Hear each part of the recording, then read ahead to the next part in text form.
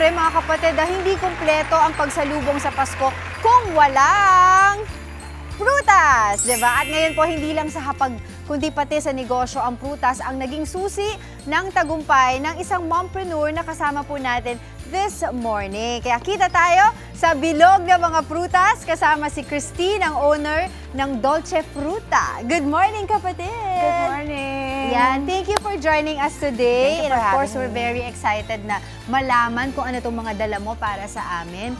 Ang tanong dito, marami bang umu-order ng mga bilog na prutas as of today? Yes, as of today, marami na mga nag-order for Christmas at saka nagpe-pre-order for New Year. Oo. So ano yung pinakamabenta ng mga prutas?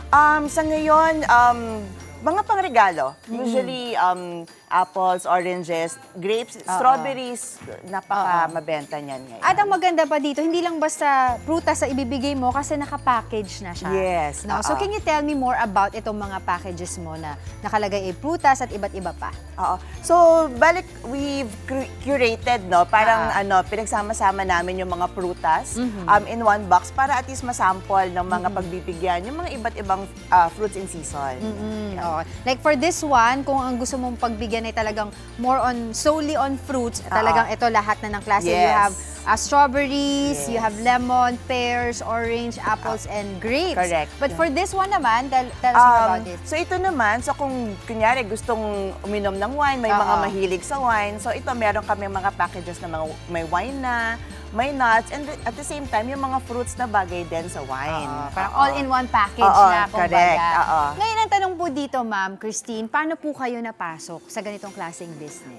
During pandemic po. So, nung time na yon, 'di ba, kailangan talaga natin maging mas kumain ng mas masustansyang pagkain, Exactly. ganyan. So, may talagang natural demand nung pandemic. So, doon kami nagsimula. And then nagtuloy-tuloy na. At saka Hanggang iyan, ngayon. isa yan sa mga natutunan natin during pandemic, makapagnegosyo tayo, kahit tayo'y nasa loob lang atin ng Tama mga bahay po, tama lamang. po, yes. So yun ang isa sa mga natutunan natin. And of course, nakita ko nga yung isa dyan, no, yung isang box dyan na mga strawberries na sabi nga nung isang kasama natin dito, si Isay, mukhang AI. So sobrang ganda, ang laki, ang Yes. perfect, ang laki po. Tingnan nyo po mga kapatid, ha. Ayan, pakita natin. Apakaganda po. Perfectly shaped na mga strawberries.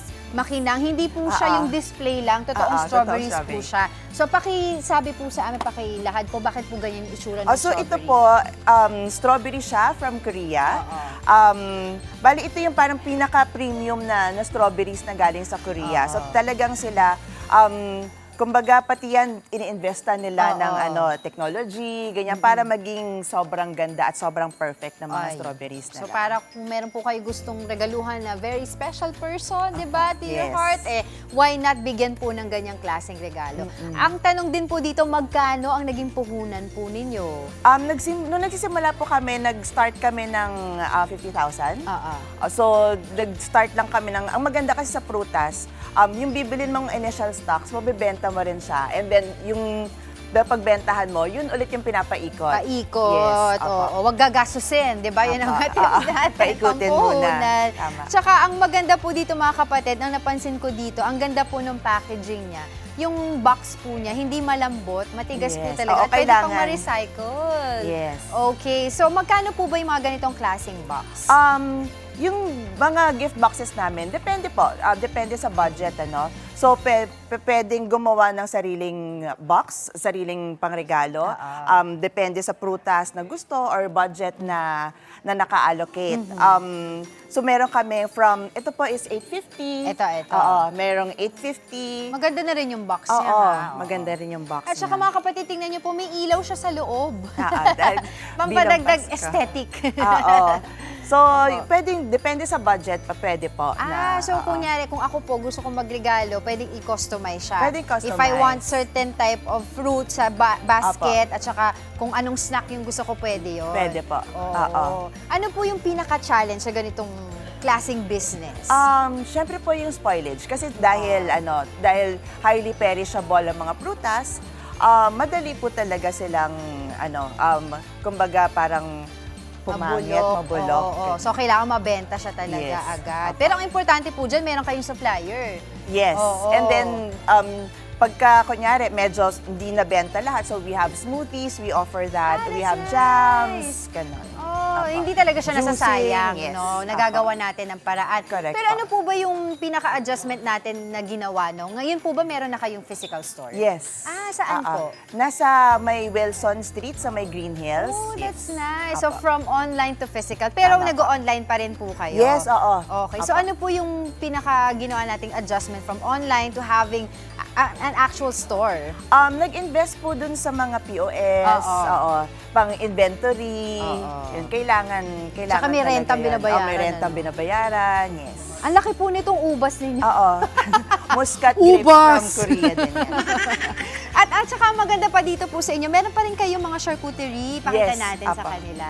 Ayan. So, magkano naman po yung ganito? Ano po siya, 1.5 siya. Ah, So okay. ang kaibahan po ng charcuterie namin, dahil nga nasa prutas business kami, may prutas siya. Of Kasi course. yung nakikita natin minsan walang Cheese and fruits. meat lang, Yes, or yung oo. mga snacks, yung mga dessert type of Yes. charcuterie siya. Oo. Okay, sige. At saka maganda rin yan sa sa hapagkainan ipakita, Tama di po. ba? Yes. Centerpiece. And may caviar pa May kayo? caviar pie diba? din po Gusto natin kami. social tayo ngayon. Pero syempre gusto ko tikman kung gaano Ay, sige ka-fresh pa. ang prutas sa dala mo, Sige di ba?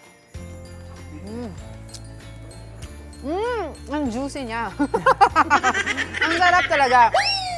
So ngayon, sa mga kapatid natin na interesado na bumili, di ba, na ganitong klaseng regalo, paano po apa. nila kayo makakontak? Bali yung tindahan po namin, nasa may Wilson Street, second floor po siya ng Wilson Promenade Building.